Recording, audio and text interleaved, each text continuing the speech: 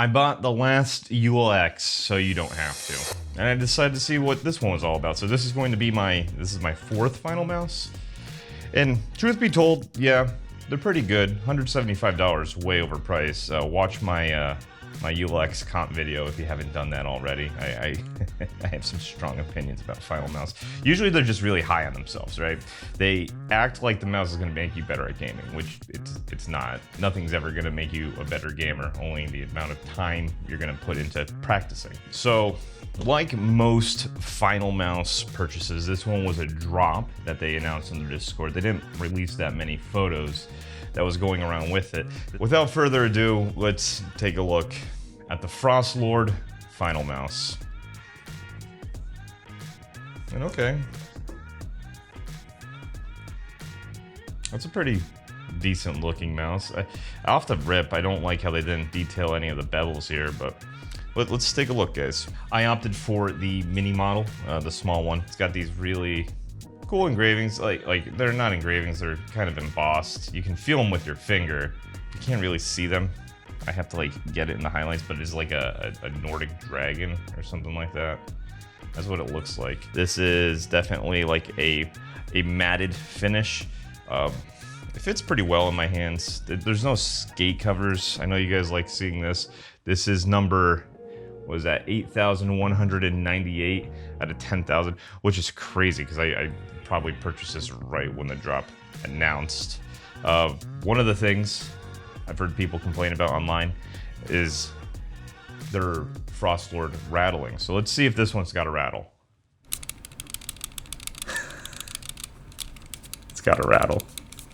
So Final Boy says all you should have to do is press down right here, no disassembly required, because that's like a thin piece of tape or something they use for the lens for the sensor. And truth be told, that actually freaking fixed it. No more rattle. So that's the actual lens for the sensor. It sits on top of the sensor right here. And that has a little bit of tape around the periphery of the sensor where it connects to the actual mouse base. And they were saying because of cold temperatures, it wasn't adhering properly, but hey, it fixed it. In the hands, it feels like every other Finalmouse I've had. It's a good shape, it's a solid shape. Let's kind of compare this to some of the other ones I got here. So here's another mini that I have. That's the Prophecy. This is one of the mediums, which is the Sakura. Here's the ULX comp. This is their classic. So you can see, we kind of got the line up here. And you can see the size difference in each one of these. Definitely a bit smaller, larger, and then this is the chunky, beefy boy. And again, I have larger hands. I don't know, I got paddles for hands. I don't know what I can put up for reference. A mouse, maybe. Let's see the sound quality of M1 and M2 and all the others.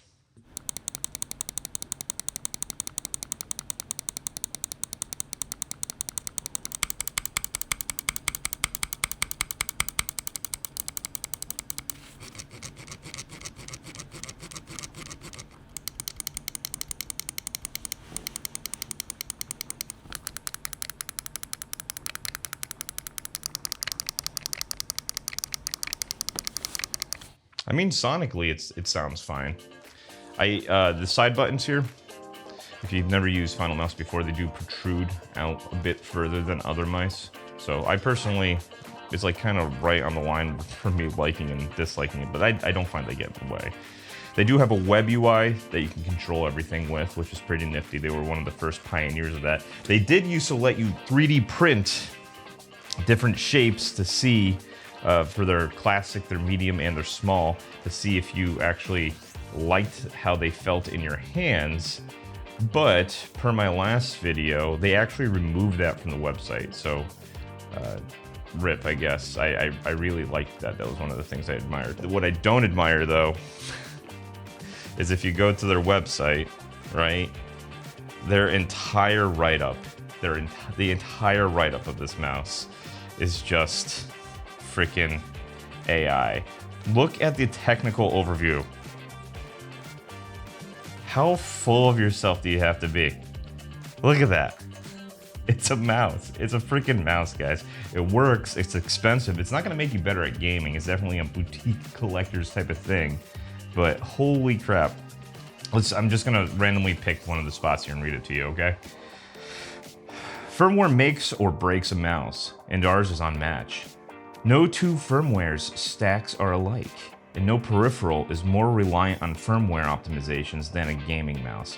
Finalmouse has custom-built firmware, features smart debouncing algorithms on both click and scroll, utilizes NRF52 interrupt architecture for minimum latency, implements adaptive channel hopping, dynamically avoiding interferences in crowded venues like esports tournaments, achieves stable polling at 8,000 Hz, verified via robot-driven circular motion testing. Don't use 8,000 Hz. Don't use 8,000 for polling. The most you're allowed to go to is 4,000 per me. 8,000, there's too many diminishing returns, guys. It's gonna make your entire game. For reference, I have a 4080. If I were to boot into Marvel Rivals at 8K, I would go from well over 100 Hz to dips to like 30 FPS. Same with Overwatch or pretty much any other game. It's just not worth it. The returns you get, you would not even notice. We're talking milliseconds to microseconds. You cannot interpret that. It doesn't matter. It doesn't matter.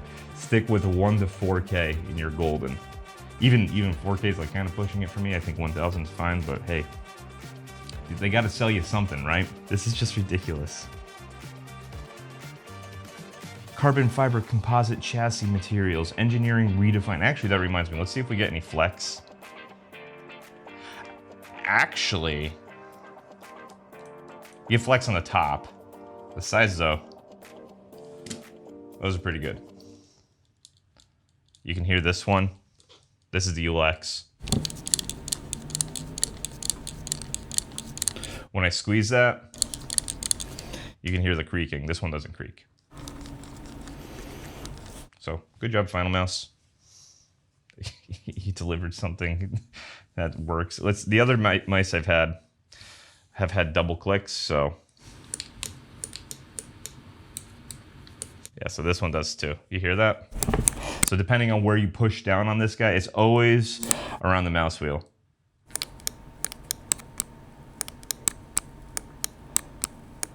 I think that's depressing the mouse button.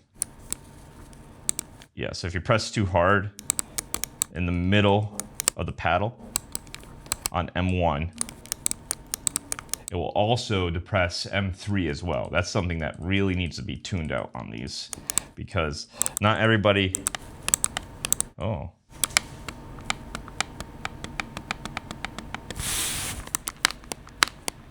Do you guys hear that?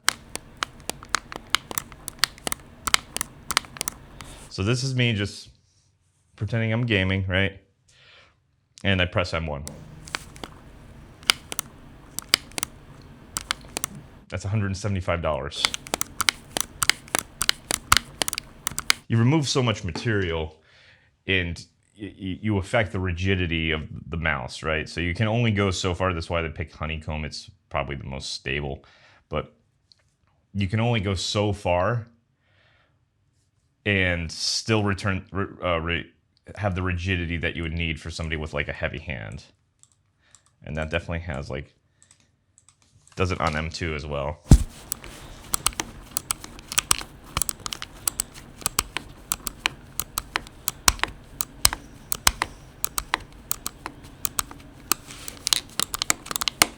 I don't have to press nearly as hard as M1. M2, I do have to press pretty firmly, but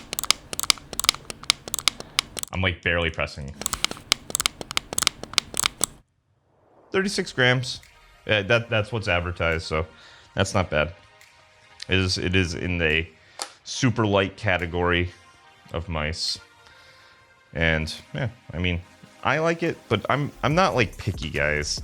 I will go between a mouse that's 36 grams all the way up to 100 grams, and I don't feel like it impacts me as a gamer. Let's see what else we get in the box here. So we get our little puck. This guy right here can pull up to 8K hertz. Don't use 8K, please. You're just gonna leave comments complaining.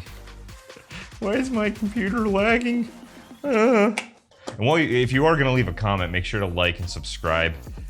It really does help out the channel. And also, the thing it helps out with most is encouraging me to make more videos like this. So underneath that, we got our USB cable C to Type A. They do give you a very nice USB cable. I gotta say, they probably give you the nicest USB cable you'll get from any other brand. This is a braided cable. It's not the loose braided. It's nice and stiff. It's rigid. Cool. I have no idea what this is. What is this?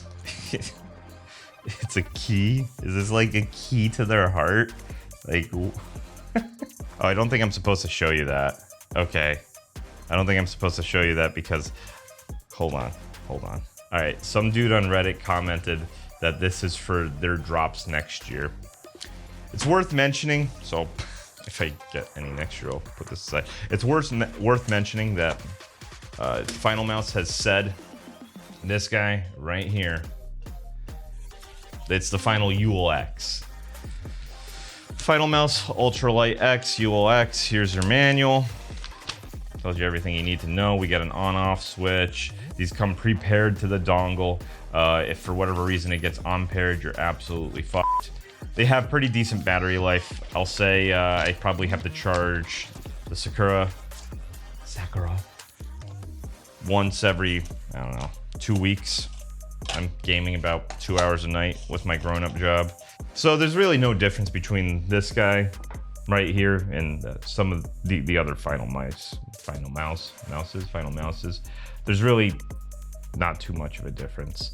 I wish they would have put the time to do the gold accents, like on the Prophecy here. And the Sakura, right? I wish they would have taken the time to put the accents on instead of just leaving it kind of primered. So this is like a primered white. It's most similar to this guy right here, which is the ULX Raw competition. So this is the raw carbon fiber. It feels most similar as well. This just feels primered. There is like a bit of a blue in it. I'm not sure if the camera's gonna do it justice yet. We'll find out. So there you go, guys. If you have any other questions about Finalmouse, I've done a lot of research on them. They make decent products. They're overpriced. I don't like the way they distribute the products, and I think they're so high on their own hype that they're smelling their own farts. Just read their technical overview and tell me that's not AI written, just somebody prompted. Tell me as much as you can about this and make me sound as good as possible. But if you are seriously considering purchasing one, ask away. Leave a comment while you're down there. Like this video and subscribe. It really does help me out. It encourages me to make more content. If you just want to ask a technical question, feel free to find us in our Discord.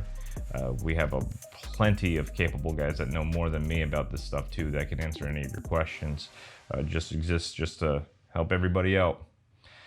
As always, thank you for watching. I hope you learned something.